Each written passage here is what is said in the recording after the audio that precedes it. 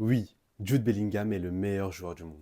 Salut tout le monde, c'est Ous, j'espère que vous allez bien. On se retrouve pour une nouvelle vidéo pour parler d'un joueur que j'apprécie énormément. Un joueur qui m'épate, qui est phénoménal, qui est un crack générationnel. Je parle de Jude Bellingham. Avant ça, j'aimerais vous remercier pour les 1000 abonnés sur YouTube. C'est un vrai palier pour moi.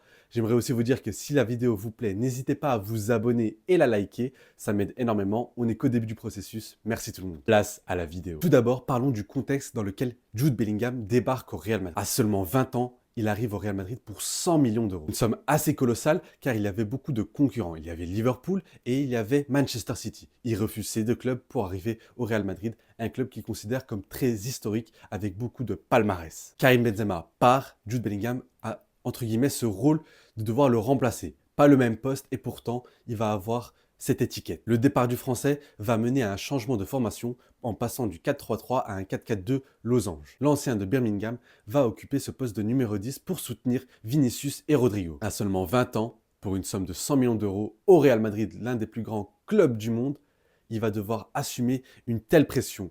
Il va devoir s'adapter très rapidement pour montrer qu'il est le joueur qu'il faut au Real Madrid. Et le début de saison commence et Jude Bellingham va exploser. Tout le monde s'attendait à un temps d'adaptation ou au moins à ce qu'il fasse une saison assez bonne sans éclat, mais Jude Bellingham est en train de tout casser sur son passage. Sans réel numéro 9, le Real Madrid va tout miser sur Jude Bellingham qui va montrer un côté dans son profil qu'on ne pensait pas.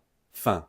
Carlo Ancelotti l'imaginait déjà. En effet, après avoir étudié le joueur, ils ont vu que c'est un joueur qui débarquait souvent dans les 15 derniers mètres adverses. Cependant, personne ne s'attendait à ce qu'il marque autant de buts et qu'il soit aussi chirurgical devant le but. Il marque des buts de numéro 9, des tapines entre guillemets, mais aussi énormément de buts dans différents types de profils. Jude Bellingham a besoin de zéro temps d'adaptation. Il est directement le patron de ce Real Madrid. Il les porte, que ce soit en Ligue des Champions ou en Liga. Il est ce joueur du Real Madrid. Avec la blessure de Vinicius, tout le monde compte sur Bellingham, alors qu'on pensait qu'un Rodrigo pourrait prendre le lead, eh bien non. C'est bien l'ancien de Dortmund qui va porter ce Real Madrid. Que ce soit dans le jeu ou statistiquement, il brille tout simplement. Et écoutez-moi bien, au Real Madrid, c'est 32 matchs, 20 buts et 10 passes décisives. C'est absolument impressionnant. C'était inimaginable pour Jude Bellingham. On savait qu'il avait beaucoup de qualités offensives, on savait qu'il était capable de marquer des buts, mais autant de buts, être aussi impliqué dans l'attaque du Real Madrid était presque inimaginable. Cependant, attention, nous allons parler du profil du joueur, car beaucoup essaient de le décrédibiliser en disant que c'est un milieu de terrain qui ne sait que marquer des buts. Eh bien non, il est très très important dans le jeu du Real Madrid, il est très fort sportivement, vraiment dans l'aspect balle au pied. Oui, c'est un milieu de terrain et il ne va pas devenir numéro 9 car ses qualités sont purement pour un joueur de milieu de terrain. Mais une chose est sûre, c'est qu'il est très polyvalent. J'ai rarement vu un joueur aussi complet, que ce soit dans l'aspect défensif, où il n'hésite pas à faire des retours, il n'hésite pas à tacler, à récupérer énormément de ballons. Il enclenche souvent les pressings. Il est vraiment collé aux adversaires pour récupérer le ballon. C'est un joueur très intensif.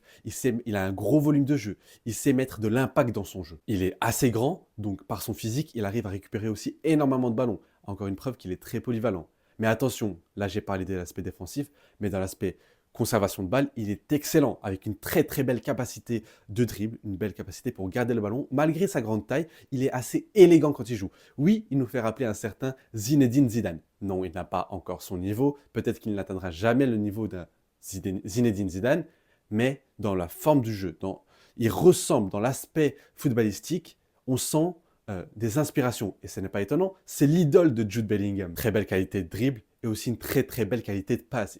La preuve en est, il a déjà distribué 10 passes décisives. Capable de jouer jeu court ou jeu long, il a une très très grande palette technique. Dans l'aspect offensif, il est tout aussi impressionnant. Capable de se placer comme un vrai numéro 9, un vrai renard des surfaces, Jude Bellingham a cette capacité d'être dans les abords de surface pour marquer des buts. Il est capable de marquer des buts de plusieurs manières possibles. Il est avec sa grosse frappe, on l'a vu au Classico, on l'a vu de nombreuses fois d'ailleurs, capable de dribbler et marquer, on l'a vu face au Napoli, capable de marquer énormément de buts de la tête, ce qui était assez impressionnant de sa part, mais surtout il a cette capacité à plonger dans la surface adverse pour finir les occasions. Et ça, c'est un aspect assez important, car contrairement à un numéro 9 qui va zoner dans les 15 mètres du gardien, lui, il arrive de plus loin, élancé pour marquer le but. À la fois collectif et individuel, à la fois offensif et défensif, Jude Bellingham sait tout faire et il est un vrai bonheur pour un entraîneur comme Carlo Ancelotti qui est capable de le mettre un peu partout. Il est capable de jouer 6, 8, 10, capable de jouer même sur un côté et on pourrait même le mettre en numéro 9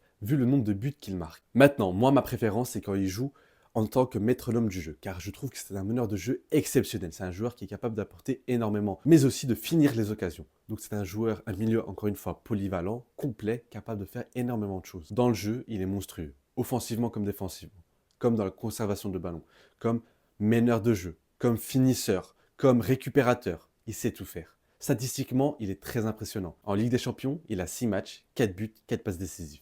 Encore une fois, même dans les grands matchs, il sait se montrer. Il n'a pas peur de cette pression. Il montre déjà un leadership au sein du Real Madrid. On le voit au sein du vestiaire qu'il est quelqu'un qui motive les autres. Il n'a seulement que 20 ans. Est-ce qu'on se rend compte du phénomène? 20 ans et être un leader du Real Madrid, arriver pour 100 millions d'euros, accepter une telle pression et répondre sur le terrain, nous sommes là devant un crack générationnel.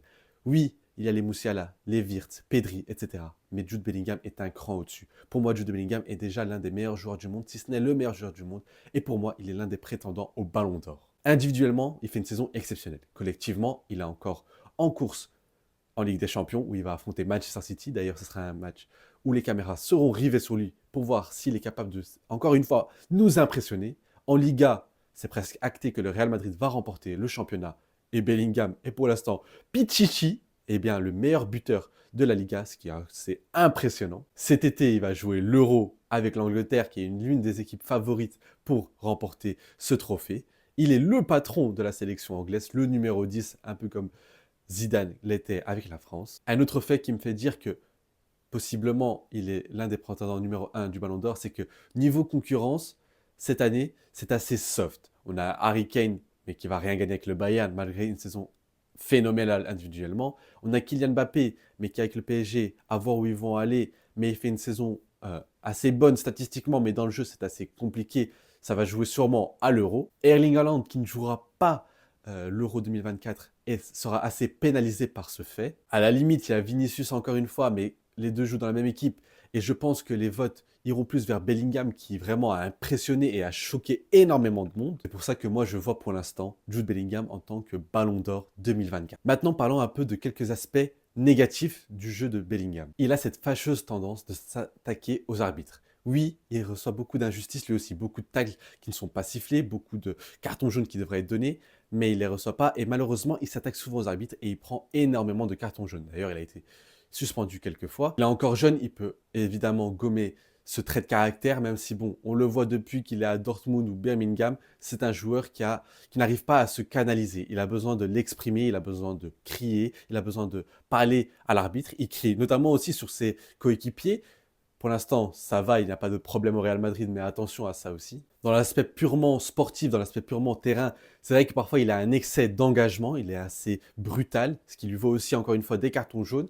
Mais ça, je suis sûr qu'il saura le gommer. Et puis, cet excès d'intensité ne peut être que positif dans le football d'aujourd'hui. Moi, je suis fan du joueur. J'apprécie énormément ce qu'il fait, que ce soit statistiquement ou sur le terrain. Je trouve ça fascinant, phénoménal au Real Madrid. 100 millions d'euros, 20 ans, faire tout ça. Être le leader du Real Madrid, pour moi, c'est totalement exceptionnel. Le fait qu'on dise que ce soit un milieu qui ne sait que marquer des buts prouve qu'on ne regarde pas assez les matchs. Pour moi, ce n'est pas du tout ça. C'est un meneur de jeu encore. Donc, comment pouvoir le considérer ainsi? S'il est épargné des blessures, je pense que Bellingham peut remporter le Ballon d'Or et peut remporter plusieurs Ballons d'Or même dans cette décennie. Cette décennie est à toi, copain. Fais-nous rêver. Voilà la fin de cette vidéo. J'espère qu'elle vous aura plu. N'hésitez pas à me dire en commentaire ce que vous pensez de Jude Bellingham et si pour vous, il est capable d'aller chercher ce Ballon d'Or 2024. Moi, je vous dis à très vite. N'hésitez pas à vous abonner. Objectif 2000 abonnés. Après les 1000 abonnés, on vise encore plus haut. Un max de pouces bleus. Pourquoi pas un objectif de 200 ou 300 likes? Allez, je compte sur vous. À très vite, c'était Ous et un avis noyé dans la mer.